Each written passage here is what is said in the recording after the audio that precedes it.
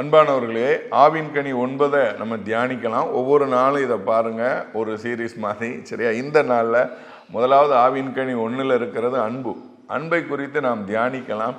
அன்பு என்றாலே ஆங்கிலத்தில் லவ். ஒருவேளை நம்முடைய திரைப்படங்களில் சினிமாவில் காட்சிகள் எல்லாம் காதல் காதல்னு காட்டி அன்பை எப்படியோ கொண்டு போயிட்டோம்.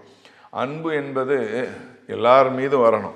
ஒரு பாட்டியை பார்த்தாலும் எனக்கு நேசிக்க தோணுது, ஒரு தாத்தாவை பார்த்தாலும் நேசிக்க தோணுது அப்படின்னா பிரச்சனை இல்லை.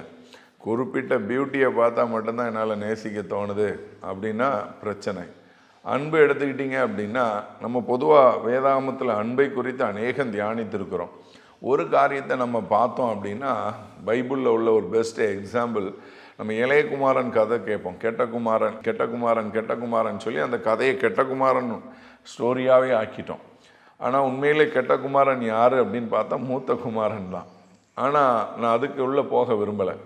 அந்த அந்த அதிகாரத்தில் இருக்கிற உண்மையான காரியம் என்ன அப்படின்னா, பிதாவுடைய அன்பு அதில் இருக்குது, தகப்பனுடைய அன்பு இருக்குது.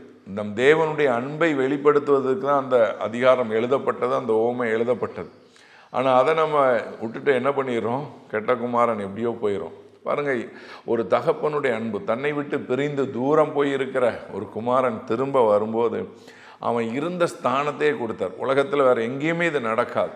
இன்றைக்கி ஆண்டவரை விட்டு தூரம் போயிட்டீங்களா, ஆண்டவரை விட்டு தூரம் போயிருக்கிற உங்களுடைய வாழ்க்கையில் அதே ஸ்தானத்தை தேவன் திரும்ப உங்களுக்கு தர விரும்புகிறார். ஆண்டவர் உங்களை அழைக்கிறார். அந்த அன்பு தான் ஆண்டவர் நம்ம மேலே வச்சுருக்கிற அன்பு. ஆவின் கனி நம்முடைய வாழ்க்கையில் வெளிப்படணும். நம்ம மேலே ஆண்டவர் இவ்வளோ அன்பு வச்சுருக்கிறார். அதே மாதிரி நீங்களும் பாருங்கள், 2 பிரதான கட்டளை தான். உன்னிடத்தில் அன்பு கூறுவது போல் பிறனிடத்தில் நீ அன்பு கூறணும்.